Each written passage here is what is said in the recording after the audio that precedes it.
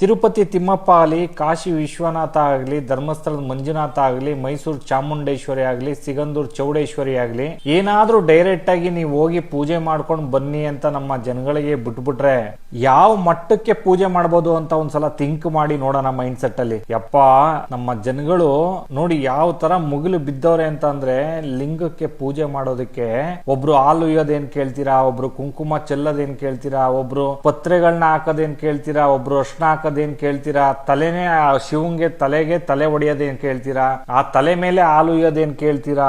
ಇದನ್ನೆಲ್ಲ ನೋಡ್ತಾ ಇದ್ರೆ ನಮ್ಗೆ ನೋಡಕ್ ಆಗ್ತಾ ಇಲ್ಲ. ಆ ಲಿಂಗದೊಳಗಡೆ ಏನಾದ್ರು ಶಿವಪ್ಪ ಕೂತಿದ್ರೆ ಹೆಂಗೆ ಸಹಿಸ್ಕೊಂಡಿರ್ಬೋದು? ಒಂದ್ ಸ್ವಲ್ಪ ನಾರ ಆಲೋಚನೆ ಮಾಡಿ. ಇವಾಗ ಎಕ್ಸಾಂಪಲ್ ಆಗಿ ಒಬ್ಬ ವ್ಯಕ್ತಿನ ಹಿಂಗೆ ಕೂರಿಸ್ಬಿಟ್ಟು ಈ ತರ ಮಾಡಿದ್ರೆ ಆ ವ್ಯಕ್ತಿ ನಿಜವಾಗ್ಲೂ ನಗ್ನಗ್ತಾ ಇರ್ತಾನ ಅಥವಾ ಮುಂದೆ ಎದ್ದು ನಾಳೆ ನಡೆಯಕ್ಕಾದ್ರೂ ಆಗುತ್ತಾ? ಈ ತರ ಎಲ್ಲ ಮಾಡಿದ್ರೆ ಏನ್ ಜನಗಳಪ್ಪ, ಬುದ್ಧಿ ಇರೋರೋ ಇಲ್ದೇ ಇರೋರೋ ಒಂದು ಗೊತ್ತಿಲ್ಲ. ನೀವೇ ಹೇಳಿ, ಇವ್ರಿಗೆ ಏನ್ ಹೇಳ್ಬೇಕು?